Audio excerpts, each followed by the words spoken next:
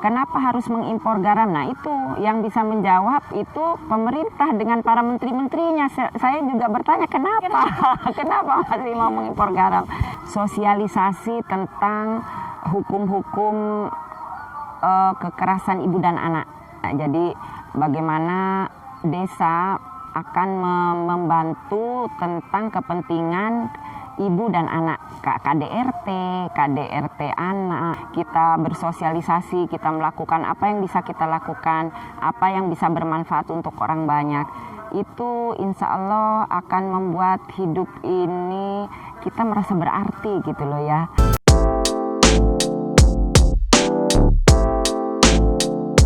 Assalamualaikum warahmatullahi wabarakatuh. Halo teman-teman semuanya, kembali lagi bersama saya Aiza Utsman. Kali ini saya ditemani oleh Ibu Lurah atau dikenal sebagai Ibu Klebun di Desa Pengarengan, Kecamatan Pengarengan. Halo, assalamualaikum Ibu Dini. Halo Dek, waalaikumsalam warahmatullahi. Nah, Ibu Dini ini di Desa Pengarengan selain menemani Bapak Aksan selaku kepala desa, Ibu Dini ini berkegiatan apa saja sehari-hari? Kalau untuk berkegiatan cukup lumayan ya, cukup lumayan beragam. Dulu saya banyak beraktivitas di bidang sosial karena setelah saya masuk ke Pengarengan ini tahun 2007, 14 tahun yang lalu ya. Itu saya tidak lama sudah pilkades, sudah mendampingi suami untuk menjalankan tugasnya sebagai kepala desa. Kemudian saya juga banyak beraktivitas di bidang PAUD ya. Saya mencoba mendirikan PAUD-PAUD yang ada di desa karena banyak sekali anak-anak yang tidak bersekolah. Kemudian saya berkecimpung di bidang Himpaudi, Himpunan Pendidik Anak Usia Dini.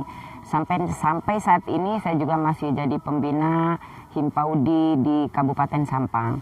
Kemudian karena memang sudah mendampingi Bapak sejak lama, saya aktif di PKK ya. Nah, di PKK juga beragam sekali.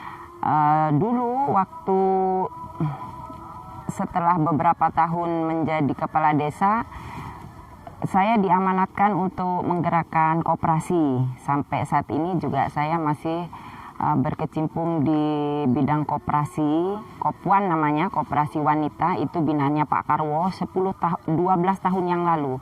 Sampai saat ini meskipun sangat tersendat-sendat, saya masih aktif ya, masih mengadakan RAT rutin, masih mengadakan laporan-laporan ke dinas meskipun memang hasilnya tidak seperti yang diharapkan, tapi tetap kita mencari peluang bagaimana untuk memutarkan uang koperasi tersebut. Kemudian selebihnya juga karena memang saya diterima jadi pegawai, jadi ASN, saya juga berprofesi sebagai guru BK. Sudah 10 tahun ini saya menjalani profesi guru bimbingan dan konseling di suatu SMP. Kebetulan sekarang saya sudah pindah, kerja saya lebih dekat lagi dari yang 10 tahun sebelumnya. Saya bekerja di SMPN 1 Pengarengan sebagai guru BK. Jadi sehari-harinya saya aktif dan berkecimpung dengan anak-anak. Bagaimana saya mampu membantu anak-anak untuk mampu belajar dan melaksanakan kegiatan belajar mengajar seperti biasanya. Selain itu juga saya aktif di PKK ya. PKK itu sudah aktif sejak lama, jadi saya mencoba mengaktifkan PKK di semua kampung-kampung. 14 tahun yang lalu saya juga membentuk pengajian di kampung-kampung, namanya pengajian Yasinan PKK. Setiap kampung punya perkumpulan Yasinan sendiri. Berkembang lagi, meningkat karena di desa ini Nahdlatul Ulamanya itu aktif. Jadi suami dan saya juga berkecimpung di NU. Saya juga masuk ke pengurusan pengajian Fatayat dan Muslimat NU. Jadi saya bersama ibu-ibu nyai yang ada di kampung, saya juga aktif mengadakan pengajian-pengajian Nahdlatul Ulama, Muslimat ataupun Fatayat, juga pengajian-pengajian yang diadakan oleh PKK. Nah ini menarik nih Bu Dini, tentang yang awal tuh yang PAUD, tentang PAUD ya, pendidikan anak usia dini ya. Iya, pendidikan anak usia dini itu apa alasan Bu Dini ketika sampai di Dulu ya, ya. langsung mendirikan pendidikan anak usia PAUD? PAUD ya, karena saya melihat ketika perkembangan zaman sudah maju, ternyata di kampung saya ini masih banyak anak-anak yang di bawah umur 5 tahun, di bawah anak usia sekolah dasar ya, itu banyak yang tidak sekolah gitu. Nah jadi saya menghubungi dosen saya, Ibu Fat namanya, di Unmu, dia beliau dosen besar yang membina PAUD se-Jawa Timur waktu itu. Kemudian kita berkomunikasi, saya dibantu oleh beliau untuk mendirikan PAUD karena memang banyak anak-anak yang nggak sekolah. Ya, banyak sekali. Kemudian saya mencoba mendirikan lembaga PAUD itu. Nah, lalu tanggapan dari masyarakat di sini tuh gimana? Bagus, bagus. Langsung bagus. menyetujui dan setuju. Bagus. Bagus. Memasukkan anak-anak Iya, itu. betul. Ya. Lalu Bu Dini, kan bisa dijadikan sebagai role model lah ibaratnya di Pengarengan gitu kan. Nah, gimana cara Bu Dini mengajak masyarakat di Pengarengan ini untuk dengan kehidupannya di apa ya, berdekatan dengan laut gitu kan? Ya. Itu bagaimana, dari sumber pekerjaan atau gimana? Mata pencaharian ya. Mata pencahariannya. Kalau untuk mengajak kepada masyarakat, saya memang mencoba masuk kepada masyarakat lebih dekat lagi. Saya langsung bersilaturahmi, saya memberikan penjelasan secara langsung sesuai bahasa yang mereka pahami. Intinya kan di sini maksud dan tujuannya saling mengerti, itu semuanya akan baik-baik saja. Masyarakat akan menerima apapun yang menjadi maksud dan tujuan kami. Saya membuka PAUD atau membina kegiatan-kegiatan sosial lainnya, itu akan sangat mudah diterima. Tergantung kita maksud dan tujuannya bagaimana. Kalau memang membawa manfaat banyak, itu pasti diterima. Kemudian kalau masalah garam ya, kan di sini semuanya mata pencaharian warga saya kebanyakan dari garam ya. Di sini bisa dilihat ada garam rakyat ya. Ini garam rakyat itu letaknya ada di sebelah sana. Kalau yang di dekat-dekat sini ini garam yang punya PT Garam, punya pemerintah. Kalau kita punya tambak, punya sendiri, itu letaknya ada di sana. Jadi dia pakai perahu. Nah, jadi hasil garam yang dihasilkan di tambak itu diangkut pakai perahu, kemudian ditandon di sini. Nanti pengangkutannya di sini. Ini kan sebagai pelabuhan ya, pelabuhan transit garam untuk dijual belikan ke kota-kota di seluruh Indonesia. Ini salah satu warga saya yang berprofesi sebagai garam ya, macam-macam. Dia bisa ada petani garam, pengangkut garam, kuli garam, pedagang garam lain, terus pemilik garam. Jadi banyak profesinya ya. Ada seperti ini, bisa aja dia tukang sampannya gitu. Tukang kulinya lain. Kalau sekarang nggak ada, mungkin tukang kulinya pagi. Jadi dari perahu itu diangkut ke sini. Terus dari sini diangkut ke truk. Nah, dari truk kan nanti ada ke perusahaan-perusahaan yang ada di Surabaya atau di Indonesia ya. Karena di sini juga ngirim, sepupu saya ngirim bisa ke NTB, NTT, bisa ke Bima, bisa ke Kalimantan, tuh pakai perahu yang besar.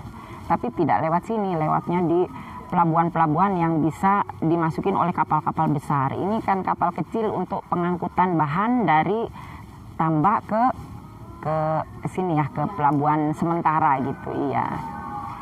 Ya begitu. Tanggapan Bu Dini tentang ini masih seputar garam ya, karena kalau melihat kan di Indonesia ini kan kayak masih dari luar ya, garam Impor. Oh iya, impor dari luar gitu. Nah gimana, kenapa gak ngambil garam di sini aja, kenapa harus impor apa?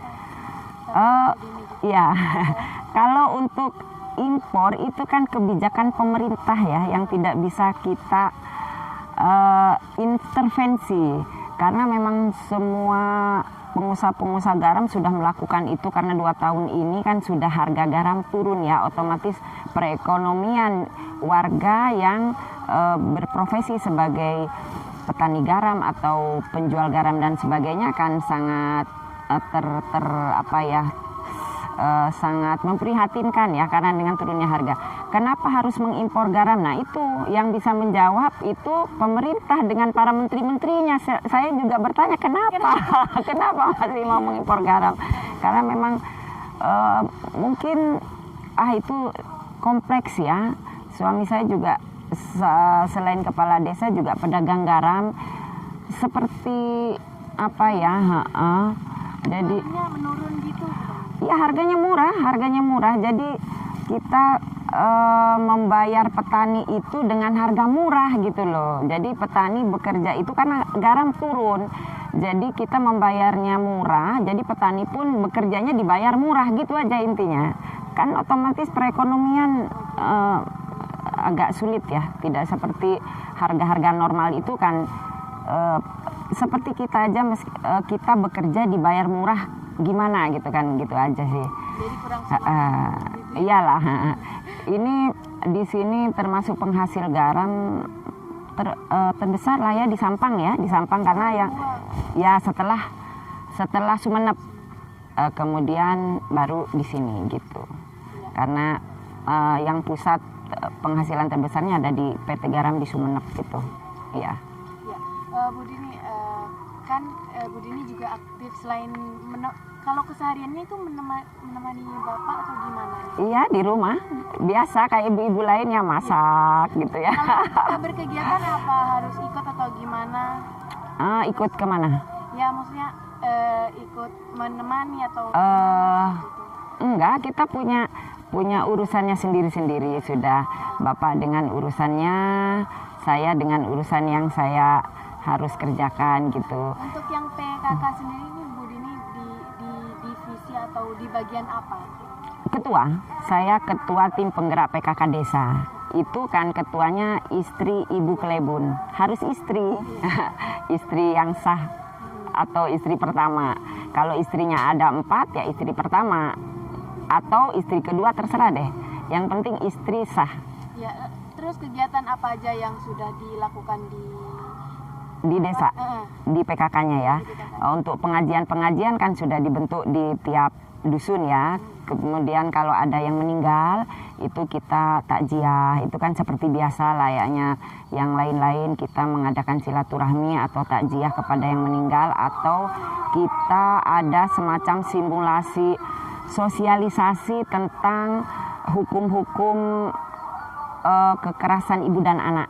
Nah, jadi bagaimana desa akan membantu tentang kepentingan ibu dan anak, KDRT anak ya, KDRT ya. Kemudian kadang ada kerja bakti, kemudian ada gotong royong.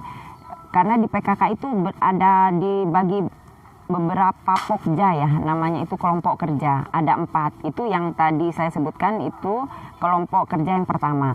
Yang pokja kedua itu di bidang pendidikan. Di bidang pendidikan bagaimana saya mampu membina pos PAUD dan PAUD-PAUD yang ada sehingga mampu menjalankan tugasnya dengan baik ya.